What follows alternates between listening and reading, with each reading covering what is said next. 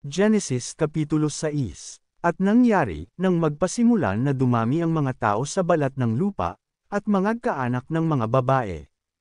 Na nakita ng mga anak ng Diyos, na magaganda ang mga anak na babae ng mga tao, at sila'y nangagsikuhan ng kani-kanyang asawa sa lahat ng kanilang pinili.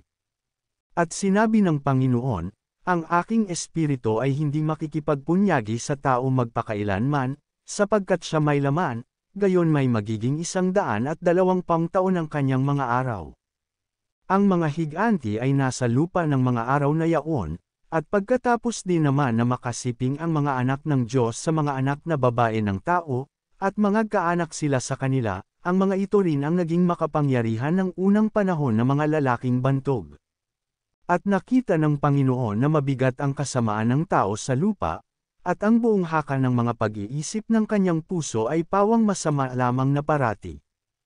At nagsisi ang Panginoon na kanyang nilalang ang tao sa lupa, at nalumbay sa kanyang puso. At sinabi ng Panginoon, lilipulin ko ang tao na aking nilalang sa ibabaw ng lupa, ang tao at gayon din ang hayop, at ang mga umuusad at ang mga ibon sa himpapawid, sapagkat pinagsisisihan ko na aking nilalang sila. Datapwat si Noe ay nakasumpong ng biyaya sa mga mata ng Panginoon. Ito ang mga lahi ni Noe. Si Noe ay lalaking matuwid at sakdal noong kapanahunan niya, si Noe ay lumalakad na kasama ng Diyos. At nagkaanak si Noe ng 3 lalaki, si Sem, si Cham, at si Yafet. At sumama ang lupa sa harap ng Diyos, at ang lupa ay napuno ng karahasan. At tiningnan ng Diyos ang lupa, at narito sumama, sapagkat pinasama ng lahat ng tao ang kanilang paglakad sa ibabaw ng lupa. Tuldok. At sinabi ng Diyos kay Noe, ang wakas ng lahat ng tao ay dumating sa harap ko, sapagkat ang lupa ay napuno ng karahasan dahil sa kanila, at, narito, sila'y aking lilipuling kalakip ng lupa. Gumawa ka ng isang sasakyang kahoy na gopher, gagawa ka ng mga silid sa sasakyan, at iyong sisiksikan sa loob at sa labas ng sahig.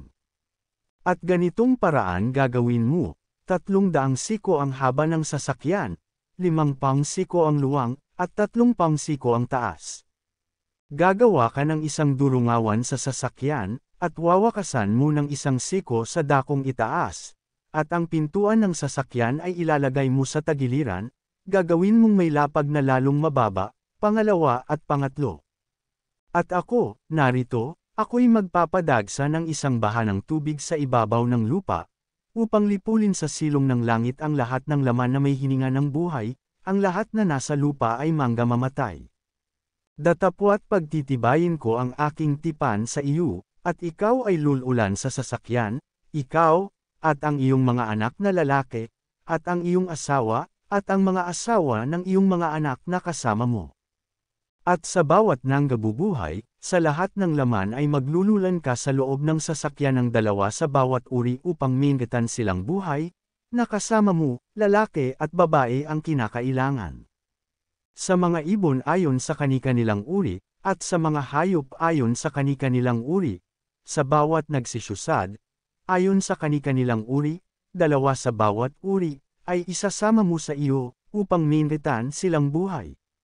At magbaon ka ng lahat na pagkain na kinakain, at imbakan mo sa iyo, at magiging pagkain mo at nila.